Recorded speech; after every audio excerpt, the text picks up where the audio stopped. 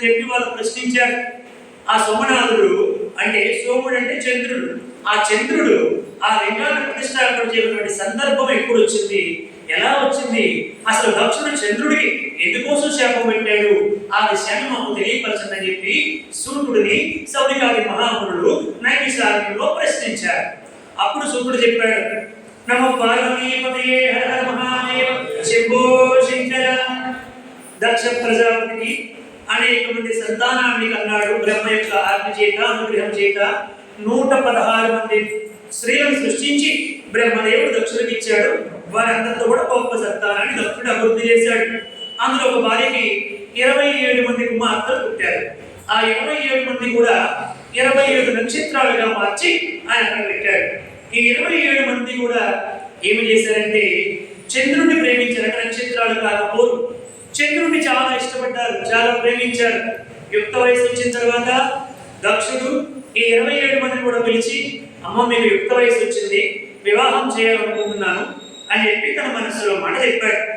అప్పుడు 27 మంది కూడా, నాన్నగారు మీరు కోపం పడనంటే, మీరు అనుగ్రహిస్తారంటే, ఆశీర్వదిస్తారంటే ఒక మాట చెబుతామన్నారు. చెప్పండి అమ్మ పర్వాలేదు అన్నాడు దక్షుడు. మేము 27 మందిని కూడా చంద్రుడిని ప్రేమించాము, ఆ చంద్రుడు కూడా మమ్మల్ని చాలా ఇష్టపడ్డాడు, మీరు సమ్మతిస్తే మా 27 మందిని చంద్రుడికి ఇచ్చి పెళ్లి చేయండి అని అన్నారు దక్షుడిని. ఆయన అన్నాడు, ఓహో నాకు తెలియకుండా ఇంత పెద్ద కథ నడిచిందా, మీరేమో చంద్రుడు ప్రేమించారు, చంద్రుడు కూడా మిమ్మల్ని ప్రేమించాడు అని అనుకుని, సరేనమ్మా కానీ 27 మంది ఒక్కరినే పెళ్లి చేసుకుంటే అది భవిష్యత్తులో కొన్ని ఇబ్బందులకి గురితీస్తారు. ఎందుకంటే అసూయ ద్వేషాలు సహజంగా ఉంటాయి. అతను కూడా అందరినీ ప్రేమగా చూడొచ్చు, చూడకపోవచ్చు, ఏదైనా సమస్య రావచ్చు అని చెప్పి అనేక విధాలుగా తండ్రి చెప్పాడు. లేదు నాన్నగారు, మేమందరం ఒకే మాట మీద ఉంటాము, ఎప్పుడు గొడవలు పడము, అన్యోన్యంగా జీవిస్తాము, మీకు మంచి పేరు తీసుకొస్తామని తండ్రికి గౌరవంగా చెప్పారు. సరే అని చెప్పి దక్షుడు చంద్ర అని చంద్రుడిని ఆజ్ఞాపించాడు. దక్షుడు పిలవగానే పరిగెత్తుకుంటూ వచ్చాడు చంద్రుడు మాట. ప్రజాపతి నమస్కారం అని చెప్పి అన్నాడు, నాయనా చంద్ర, నా కుమార్తెలు ఎదురుగా వాళ్ళ మనసులో మాట చెప్పారు, నువ్వు కూడా వాళ్ళు ఇష్టపడుతున్నావా, మనస్ఫూర్తిగా పెళ్లి చేసుకుంటావా అంటే, అయ్యో మీ కుమార్తెలు పెళ్లి చేసుకోవడం కంటే నాకు అదృష్టం ఏముంటుంది, కాబట్టి తప్పకుండా చేసుకుంటానంటే, చూడు నాయన ఇప్పుడు అందరూ ఇలాగే అంటారు, 27 మందిని సమభావంతో చూస్తావా అంటే, తప్పకుండా మామయ్య గారు అందరినీ సమభావంతో చూస్తాను అని అనేక వాగ్దానాలు చేశాడు. చూడు నాయన భవిష్యత్తులో ఏ సమస్య రాకూడదు అని చెప్తే, అయ్యో మీ కుమార్తెలకి సమస్య రాణిస్తానా, మీరు 116 మందిని పెళ్లి చేసుకున్నారు, ఎక్కడ ఏ సమస్య రాకుండా చక్కగా జీవిస్తున్నారు, నేను కూడా ఏ సమస్య రాకుండానే చక్కగా చూసుకుంటాను అన్నాడు. సరే అని చెప్పి ఒక సుముహూర్తంలో ఈ 27 మందికి చంద్రుడికి ఇచ్చి పెళ్లి చేశాడు దక్షుడు. అందులో రోహిణి అందరికంటే కొంచెం ఎర్రగా బుర్రగా అందంగా ఉంటుంది మాట రోహిణి. అందుకోసం చెప్పి ఈ చంద్రుడు రోహిణిని కొంచెం అధికంగా ప్రేమించాడు. ఈ మిగతా భార్యల్ని కొంచెం విస్మరించేవాడు మాట.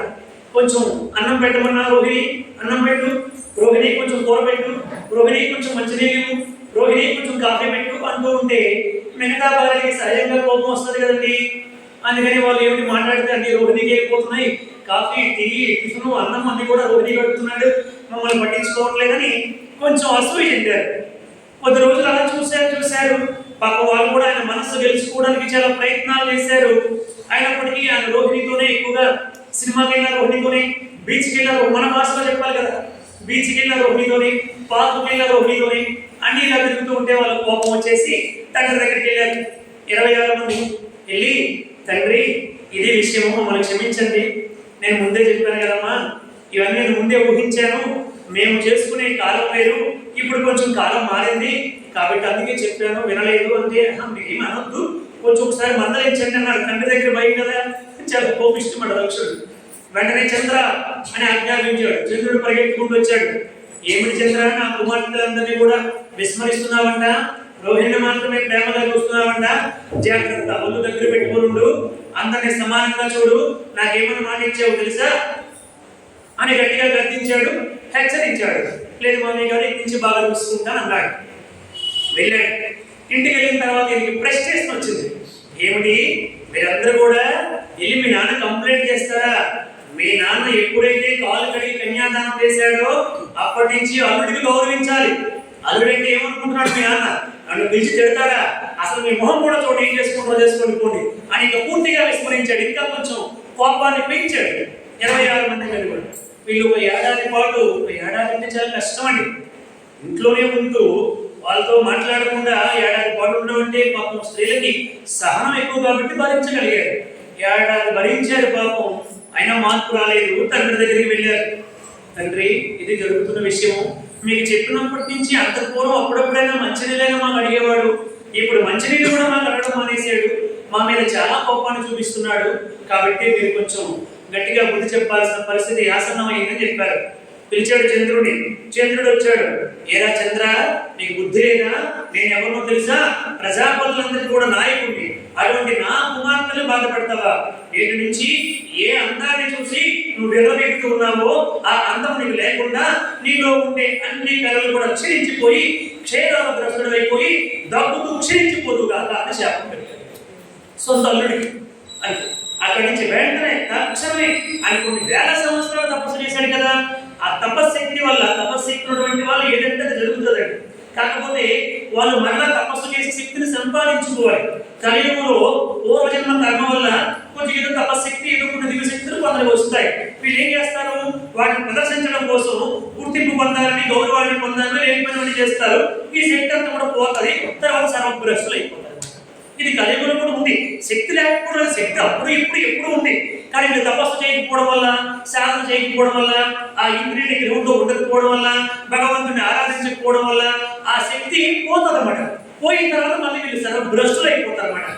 అప్పుడు అయిపోయినప్పుడు, లేకపోయినప్పుడు కూడా ఉందని ప్రదర్శించడానికి ప్రయత్నం చేస్తారు, చాలా అవమానాలు పాల్గొంటారు. సరే, ఇక్కడికి వచ్చేసరికి వెంటనే క్షయరోగగ్రస్తుడు అయిపోదుగాక అని చెప్పన్నాడు. వెంటనే అది క్షయరోగం వచ్చేసింది. పాపం దగ్గుకుంటూ అక్కడి నుంచి ప్రయాణమై వెళ్తూ ఉన్నాడు. ఇప్పుడు క్షయరోగం రమ్మని చెప్పించాడు.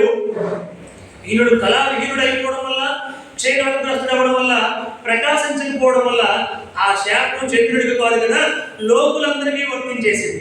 ఇప్పుడు చంద్రుడిలో శక్తి ఎప్పుడైతే తగ్గిపోయిందో అక్కడ ప్రకాశించలేదు, వాసనలు ఉండవు, వర్షాలు పడవు, పంటలు పండవు. చాలా పంటలు చంద్రుడి వల్ల అభివృద్ధి చెందుతూ ఉంటుంది, ఆహ్లాదం ఉండదు, శోభరాత్రులు ఉండవు.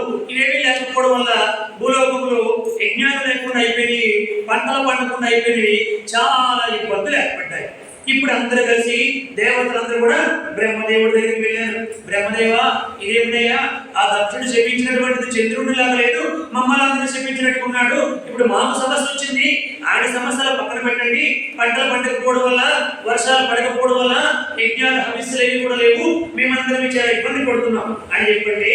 బ్రహ్మదేవుడు అన్నాడు, ఇది శివలీల, ఏది జరిగినా మనం మంచిగా అనుకోవాలి. మీరందరూ కూడా, ఈ చంద్రుడు కూడా సామాన్యుడు కాదు, అందరి పూర్వం కూడా చాలా తప్పులు చేశాడు. బృహస్పతి భార్య తారను తీసుకుని పోయాడు చాలా కాలం పూర్వం. ఆ తారలో బుధుడు అనేటువంటి వాడు పుట్టాడు. అది చాలా పెద్ద సమస్య. అది దేవదానం యుద్ధానికి దారి తీసింది. పరమేశ్వరుడే మధ్యలో రావాల్సి వచ్చింది. చాలా పెద్ద సమస్య చేశాడు. సరే, ఇతనికి బుద్ధి రావాల్సి ఉందిలే. ఇతన్ని మీరు అందరూ ఏం చేస్తారంటే ప్రభాస క్షేత్రానికి తీసుకుని వెళ్ళండి, పశ్చిమ సముద్ర తీరానికి తీసుకుని వెళ్ళండి. అక్కడ శివుడి యొక్క సైకత లింగాన్ని ఒకటి చేయించి ఇతడితో ఆ శివ పూజ చేయించండి. శివుడు అవ్యాజ కరుణామూర్తి కాబట్టి దక్షుడు పెట్టినటువంటి శాపానికి తిరిగి మరలా ప్రత్యుపకారం చేయగలిగే శక్తి ఎవరికి ఉండదు, శివుడే మరలా చేయాలి. కాబట్టి శివుడిని ప్రార్థించమని చెప్పండి అన్నారు. ఇప్పుడు ఈ క్షయరోగగ్రస్తుడైనటువంటి చంద్రుణ్ణి దేవతలందరూ కూడా జాగ్రత్తగా ప్రభాస క్షేత్రానికి, సముద్ర తీరానికి తీసుకుని వెళ్ళారు. అక్కడికి వెళ్ళి ఆ ఇసుకలో ఒక సైకత లింగాన్ని దేవతలు చేశారు. పాపం డబ్బుతో క్షీణించిపోయి కదా, ఆ శక్తి కూడా లేదు, ఊరికే చేయాలా ఏంచి పాపం వీళ్ళే ఒక గొప్ప పెద్ద శివలింగాన్ని తయారు చేశారు. నాయన, ఈ శివలింగాన్ని మేము తయారు చేశాము, ఇదిగో సముద్ర తీరము, నీకు శక్తి ఉండేటప్పుడు అందులోంచి కొంచెం నీళ్లు తెచ్చుకొని ఈ శివలింగం మీద వేసి ఓం నమ శివాయ, ఓం నమ శివాయ అనుకుంటూ పూజించు. దీంతో పాటు ఓం త్రయంబకం యజామహే సుగంధం పుష్టివర్ధనం పూర్వారుకణ ఉబంధనాత్ మృత్యోర్ముక్షీయ మామృతాత్ అని చెప్పుకుంటూ స్వామివారిని భక్తితో ప్రార్థన చేసుకో. ఇదే నువ్వు చేయగలిగింది కాబట్టి నేను చేస్తూ ఉండు, నీకు భగవంతుని అనుగ్రహం వస్తుంది. ఎట్టి పరిస్థితుల్లో కూడా పట్టుదల వదలదు. ఇది మా శక్తితో తయారు చేయబడింది కాబట్టి దీని మీద నీళ్లు పోసినా అది కరిగిపోకుండా ఉంటుంది అని చెప్పారు. చాలా సంతోషపడ్డాడు చంద్రుడు. అలాగే ఓం నమ శివాయ తర్వాత ఈ మంత్రాలని కూడా జపిస్తూ కాలు పొడుస్తూ ఉంది. ఇలా 6 నెలల పాటు చేశారండి. అవ్యాజ కరుణామూర్తి పరమేశ్వరుడు ఎంతో సంతోషించాడు. ఈ చంద్రుడికి కష్టం రాబట్టి కదా ఇప్పుడు ఇంత గొప్ప కార్యక్రమం చేశాడు. కష్టం వస్తేనే కష్టంలో నుంచి వచ్చినటువంటిదే సుఖము, ఆ సుఖము శాశ్వతముగా ఉంటుంది అని పరమాత్ముడు అక్కడికి వచ్చి, పరమాత్ముడికి ఏమని పేరు? ఆశుతోషుడు అని ఒక పేరు మాట శివుడికి. అంటే చాలా తొందరగా సంతృప్తి చెందిపోతాడు అన్నమాట, చాలా తొందరగా సంతృప్తి చెందిపోతాడు. అటువంటి పరమేశ్వరుడు వచ్చాడు. ఆయన ఏం కావాలో కోరుకు, క్షయరోగగ్రస్తుడైనప్పటికీ దగ్గుతూ ఉన్నప్పటికీ కూడా భగవంతుని ప్రార్థన చేశావు, నీ భక్తికి మెచ్చుకున్నాను, ఏం కావాలో కోరుకు అన్నాడు. స్వామి మీకు తెలియదు ఏముంది, దక్షుడు నాకు ఈ విధంగా శాపం పెట్టాడు, ఈ క్షయరోగాన్ని నేను భరించలేకపోతున్నాను, నాకు రోగ విముక్తుడిని చెయ్యి అని చెప్పి అన్నాడు. శివుడు వెంటనే, నాయన దక్షుడు మహా తపస్సు చేశాడు కాబట్టి శాపం ఎప్పుడైతే పెట్టాడో అతని తపస్సులో కొంత భాగం ఖర్చు అయిపోయింది కాబట్టి అతని శాపానికి నేను వేరే విధంగా మారుస్తున్నాను. నేటి నుంచి నీకు వృద్ధి క్షయాలు ఉంటాయి, అంటే శుక్లపక్షము కృష్ణపక్షముగా ఏర్పడతాయి. ఇక నుంచి నువ్వు 15 రోజుల పాటు క్షయించిపోతావు, తర్వాత మరలా పెరుగుతూ ఉంటావు. దీన్నేమో పౌర్ణమి అమావాస్య అని ఆనాటి నుంచి ఏర్పడవాలి. నీ రోగాన్ని ఈ విధంగా మారుస్తున్నాడు పరమేశ్వరుడు. పరమేశ్వరుడు సరిగ్గా శుక్లపక్షం అని చెప్పండి, పాడ్యము నుంచి పౌర్ణమి వరకు పెరుగుతూ ఉంటావు. తర్వాత కృష్ణపక్షం అని చెప్పండి, అమావాస్య అంటే తరుగుతూ ఉంటావు అన్నమాట. ఇలా వృద్ధక్షయ రూపంలో నీ క్షయరోగాన్ని అనుభవిస్తావు. నీకు 16 తలలు కూడా 17 రోజులు పెరిగి 17 రోజులు తరుగుతాయి. మరొక తల ఉండిపోతుంది కదా, ఆ ఉపతలని ఏమంటాము? శ్రీవారి అమావాస్య అంటారు. ఆ ఉపతల్ని శ్రీవారి అమావాస్య అంటారు.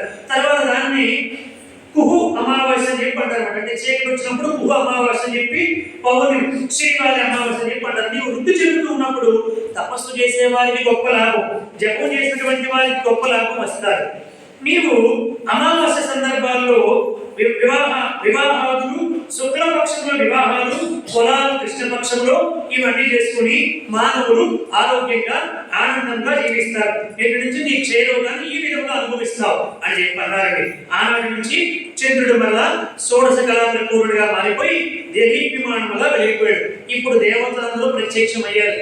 పరమేశ్వర 6 నెలలు పూజ చేస్తే, రోగముతో మంచాన పట్టినటువంటి వాడు 6 నెలలు పూజ చేస్తే ఎంతో ఆనందపడిపోయి ప్రత్యక్షమై ఎంత గొప్ప వరాలు ఇచ్చావు కాబట్టి ఆ చంద్రుడు చేసినటువంటి ఈ లింగములో నీవు జ్యోతిర్లింగంగా ఇక్కడ శాశ్వతముగా యుగాంతము వరకు కూడా ఇక్కడే ఉండి మానవులందరికీ రాబోయే కలియుగంలో ఎన్నో రోగాలు వస్తాయి, ఎన్నో బాధలు వస్తాయి, ఎన్నో కష్టాలు వస్తాయి, రకరకాల రుగ్మతలు వస్తాయి, వాళ్ళందరినీ నీవు ఇక్కడే ఉండి కాపాడు అని చెప్పి దేవతలందరూ ప్రార్థన చేశారు. అప్పుడు పరమేశ్వరుడు, దేవతలారా తప్పకుండా మీ ప్రార్థన మేరకు చంద్రుడి చేత చేయబడినటువంటి ఈ లింగం, అంటే సోముడు అంటే చంద్రుడు, సోముడి చేత చేయబడినటువంటి ఈ ఈశ్వర లింగంలో నేను జ్యోతిర్లింగంగా యుగాంతం వరకు కూడా ఇక్కడే ఉండి కుష్ఠరోగాలు, క్షయరోగాలు, భయంకరమైన రోగాలతో ఎవరైతే బాధపడుతూ ఉంటారో వారు ఎవరైనా భక్తితో విశ్వాసంతో నా దగ్గరికి వచ్చి నన్ను ప్రార్థన చేస్తే